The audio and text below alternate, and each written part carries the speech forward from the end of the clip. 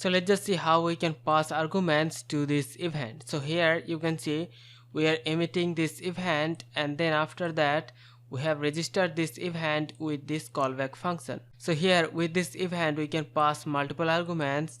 Like an example, we can pass the name, and also we can pass the place. This way we can pass so many other arguments, and all of these arguments will be available in that callback function.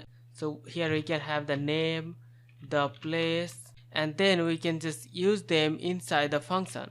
So if we just console log the name and the place, and let's just run this node main, so you can see we have the output where we have the name and the place logged onto the console.